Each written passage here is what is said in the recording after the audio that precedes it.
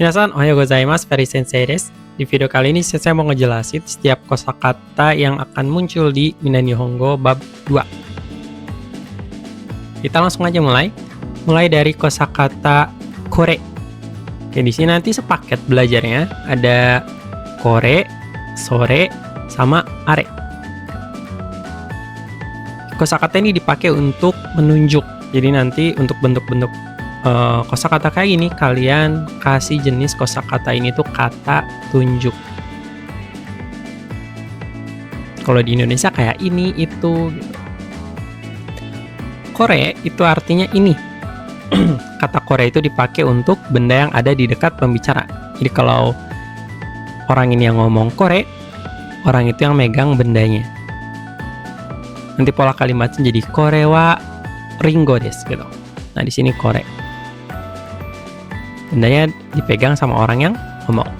Untuk sore, bendanya dipegang sama lawan bicara. Lawan bicara ya, harus hati-hati di lawan bicara. Oke. Terus kalau are, bendanya jauh dari pembicara dan lawan bicara. Sekarang ada kondisi kayak gini nih. Ini si A di Jepang, si B di Indonesia. Si A lagi ngobrol sama si B ya. Ini Jepang, ini Indo. Kan Jepang sama Indonesia jauh nih. Dia ngobrol pakai telepon. Nah, di telepon si A bilang, benda itu berapa harganya misalnya. Dia bilang pakai sore kan. Sore itu aturannya di lawan bicara. Jadi si B bisa jawabnya pakai kore. Oke ya, kondisinya kayak gini. Jadi kalau ada yang nanya, sensei kan ini Jepang sama Indonesia jauh banget nih. Kan harusnya kalau jauh pakai are. Iya, jauh pakai are, tapi jauhnya dari mana? Dari pembicara dan lawan bicara. Jadi kalau ngomongin benda yang masih dipegang antara dua orang ini, kalau nggak kore, sore, itu harus hati-hati. Jadi kalau kita teleponan jauh nih, yang satu Indo, yang satu Jepang, pakainya tetap kore sore kalau bendanya dipegang salah satu dari orang tersebut. Oke ya. Jadi are itu dipakai kalau bendanya jauh dari kedua orang ini gitu. Oke, terus untuk kata tunjuk nanti mereka itu punya suatu pola. Oke, kalian hafalin ko so a. Ko so a itu nanti jadi awalan kata tunjuk biasanya. Ko so a itu kalian udah lihat polanya di sini. Kalau yang ko itu yang dekat, so itu yang dilawan bicara, a itu jauh dari yang ngomong gitu. Nah, ini tuh nanti pola ini tuh dipakai di kata tunjuk yang lain, bukan kore sore are aja. Kita langsung lihat contohnya kata tunjuk yang lain. Di sini ada kono, sono, berarti satu lagi ada ano gitu. Ini sepaket ya. Kalau kata tunjuk itu. Oke, terus kalau kono fungsinya apa? Kalau kore ini tuh kata tunjuk untuk benda. Benda. Kata tunjuk untuk benda ya, khusus benda. Kalau kono ini juga sama, kata tunjuk untuk benda, cuman ini digunakan untuk menjelaskan benda atau orang di dekat pembicara. Nah, kalau kita lihat di sini selain kata kono ada simbol ombak kayak gini. Ini maksudnya simbol ini tuh harus diisi. Harus diisi oleh kata bendanya atau orang. Oke, kalau di contoh gambar ini di sini ada apel.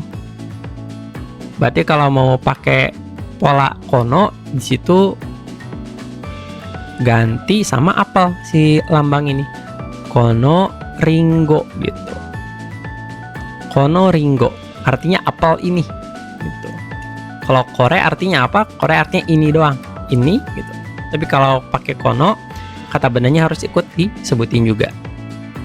Sono juga sama. Kalau sono tapi bendanya yang dipegang lawan bicara. Jadi sono ringo gitu. Yang ano juga sama. Ini jauh dari lawan bicara sama yang ngomong. Jadi ini pakainya ano.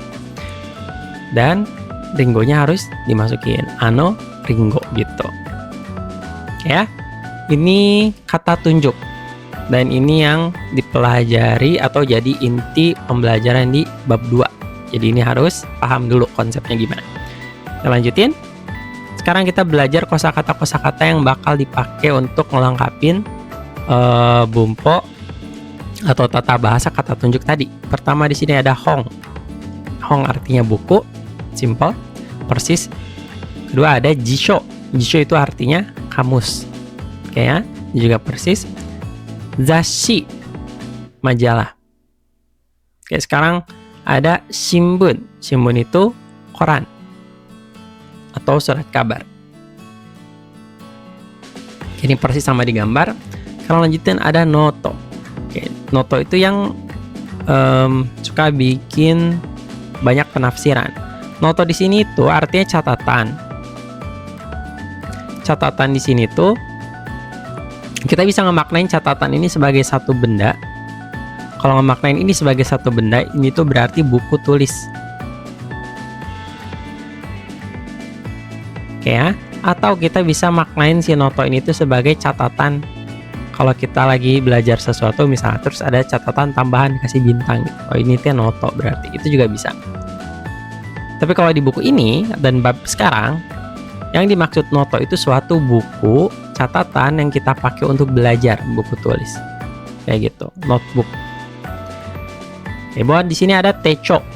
Techo itu nama buku agenda. Maksudnya apa? Techo itu kalau kita lihat isinya nanti bentuknya tuh kayak gini. Kotak-kotak ini itu maksudnya ini tuh hari. Ini hari, ini tuh dalam 1 bulan gitu. Ini ada tiap hari dibagi kotak-kotak. Yang biru itu Sabtu, yang merah itu Minggu biasanya. Dan kalau ada merah nyempil kayak gini berarti ini tanggal merah. Jadi techo itu isinya kayak buku kalender. Terus ada bagian kotak-kotak kosong itu dipakai buat nulis agenda kita. Nah ini disebutnya buku agenda gitu. Lanjutnya ada kartu nama, meishi. Kartu nama. Meishi itu kartu nama yang isinya biasanya diisi sama perusahaan tempat kita bekerja. Di sini ada nomor telepon, gitu. Ada alamat gitu. Ini meishi. Kado itu kalau diartiin jadi kartu. Kalau kita anggapnya ada kartu remi gitu kan, ada kartu gaple gitu, ada kartu uno. Cuman yang dimaksud kado di sini, kalau di buku ini, credit card gitu. Nah, kalau di Jepangnya sendiri, credit cardnya itu biasanya disebutnya kado.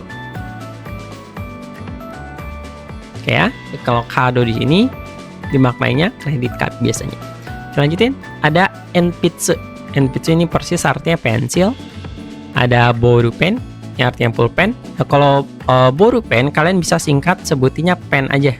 Itu oke.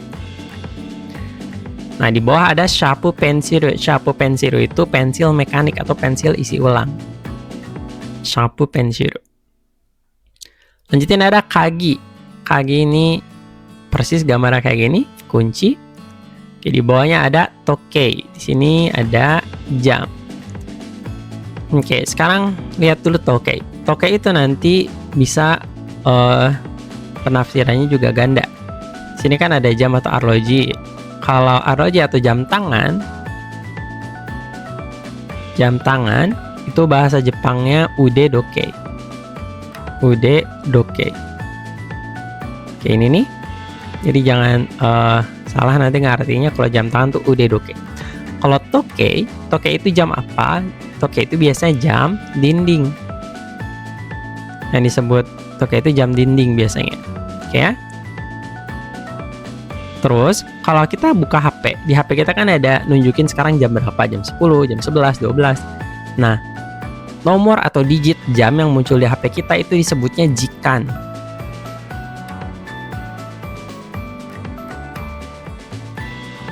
Oke, ngerti ya?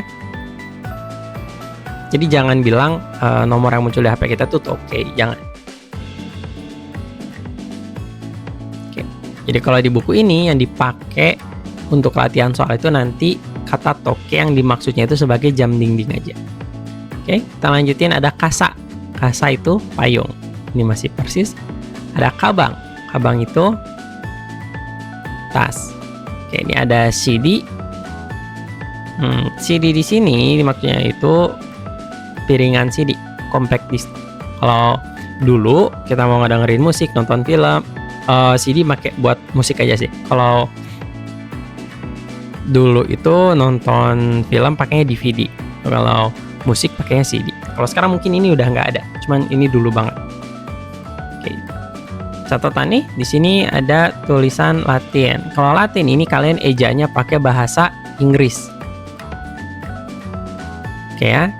CD ini tuh pelafalan bahasa Inggrisnya nih, cara bacanya. Oke, lanjutin. Ada terebi itu TV, gampang. Ada radio itu radio, persisnya gampang. Istilah kamera juga sama, persis gampang, kamera. Ini rata-rata make katakana, jadi persis artinya. Lanjutin, di sini ada komputer.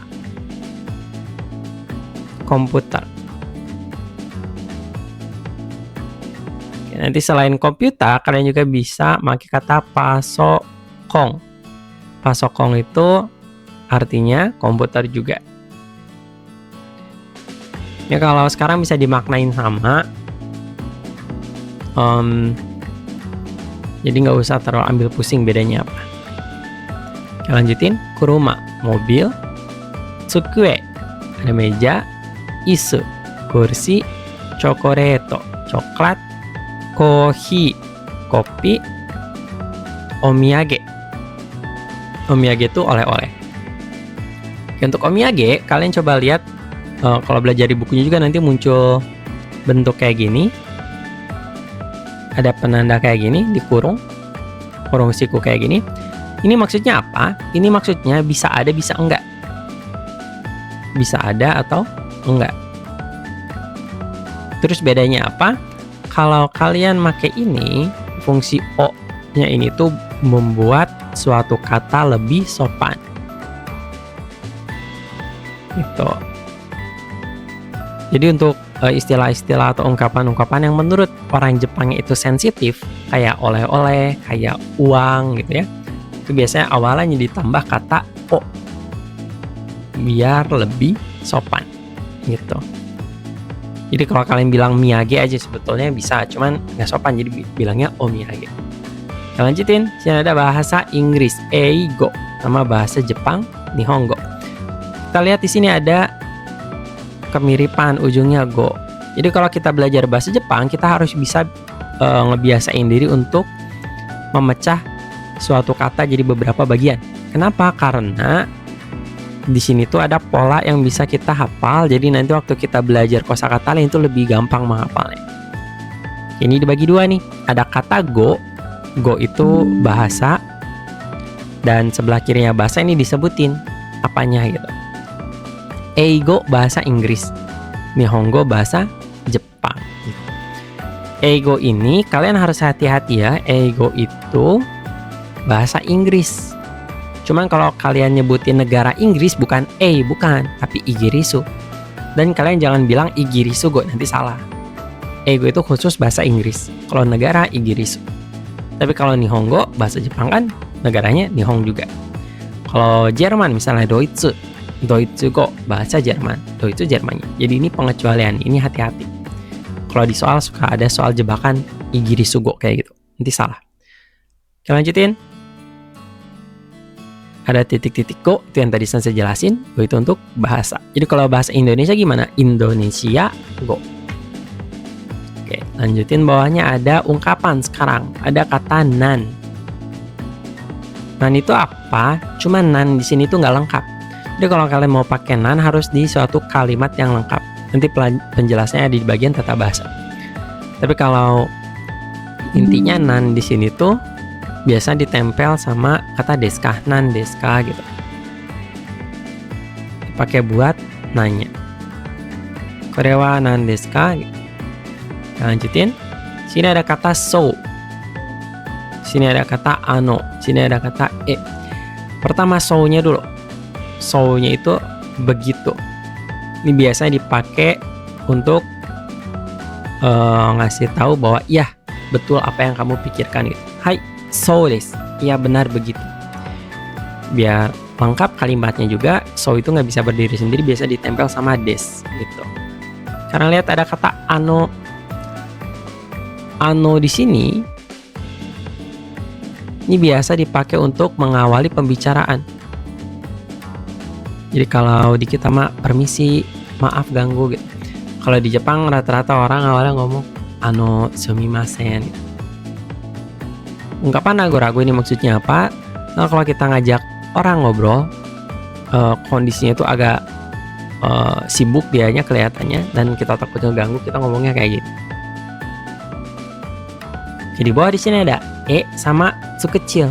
Ini cara bacanya, jangan tsu, jangan tapi kalau kita bilang itu misalnya kayak gini, tapi kalau yang ini ada tsu kecil, jadi di tengah diputus suara yang keluar, jadi gitu.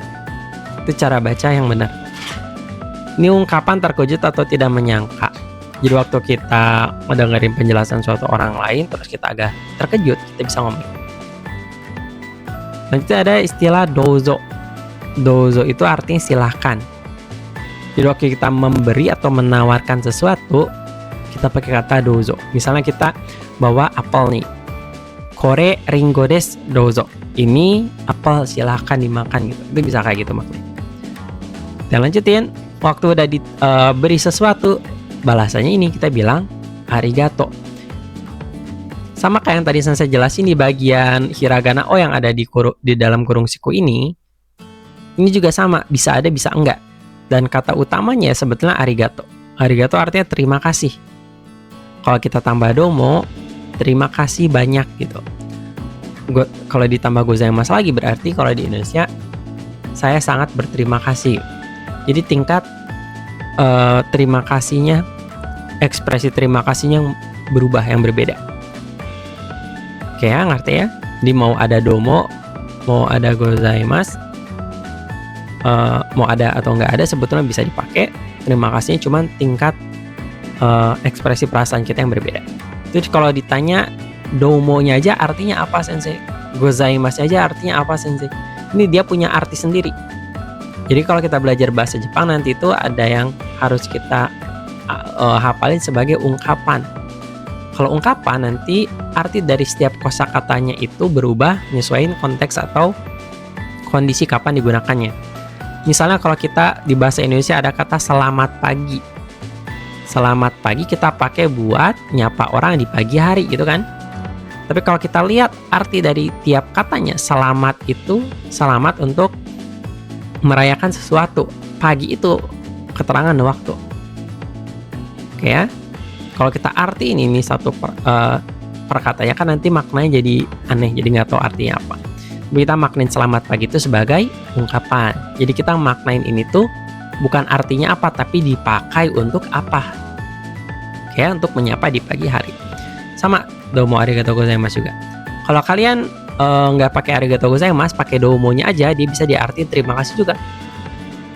Tapi gozaimasu-nya enggak. Jadi pelengkapnya ini gozaimasu. Ya kalau kita dikasih sesuatu kita bisa bilang hai domo, itu boleh. Hai arigato. Hai domo arigato, itu boleh. Gozaimasu tapi di ujung itu pelengkap. Ini beda sendiri. Oke, lanjutin dulu. Di sini ada so desu ka. So desu ka itu artinya oh gitu ya. Jadi so yang tadi muncul di awal yang kata sensei harus ditambah des. Ini bisa dipakai lagi. So desu ka. Oh begitu. Cuman ini penggunaannya aja yang berbeda. Terus di sini ada chigaimasu. Chigaimasu itu artinya bukan, tidak, atau salah. Jadi ini tuh kalau ada pertanyaan apakah ini benar gitu. Bukan, salah gitu. Kalau so desu ka biasanya buat ngerespon ini adalah apel gitu, atau ini adalah apel yang mahal gitu. Oh, so desu ka. Oh gitu ya. Kayak gitu juga bisa. Jadi ini respon ya, respon dari percakapan. Nanti dipakainya di kaiwa. Sini ada kata a doang. Ini juga ungkapan aja, sama kayak sama tsu kecil yang tadi itu dipakai kalau kaget. Kalau a ini tuh dipakai waktu kita sadar akan sesuatu. Bawahnya ada kaiwa. Kaiwa artinya percakapan. Oke, di sini ada korekara osewa ni narimasu. Mulai sekarang saya akan meminta banyak bantuan. Ini ungkapan juga, ini dipakai waktu itu kita bertemu atau masuk ke lingkungan yang baru. Masuk ke lingkungan baru yang bukan lingkungan kita. Maksudnya gimana? Misalnya sekarang kita kerja di Indonesia, terus berhenti, terus pindah ke Jepang. Oke ya. Kita berhenti dari perusahaan Indonesia, terus pindah ke Jepang. Di Jepang kita masuk sebagai karyawan baru, ke lingkungan baru. Ke orang-orang yang ada di perusahaan itu, kita ngomong ini. Korekara osewa ni narimasu, yoroshiku onegai shimasu. Kayak gitu. Di bawah ada lanjutannya. Setelah kita bilang korekara osewa ni narimasu, terus lengkapnya itu tambahin yoroshiku onegai shimasu. Nanti si orang yang ada di lingkungan itu sebelumnya, mereka bakal balas kochira koso yoroshiku onegai shimasu. Kayak gitu. Sama yang tadi saya jelasin, yang di dalam kurung ini bisa ada, bisa enggak. Tapi yang wajib ada itu yang di luar kurungnya. Itu beda tingkat kesopanannya aja. Oke, ini semua kosakata yang harus dipahami dan wajib dihafal sebelum belajar bab 2. Sekian dari Sensei. Kalau ada pertanyaan boleh leave di komen. Ja, kyo no doga wa kokomade desu. Otsukare sama deshita.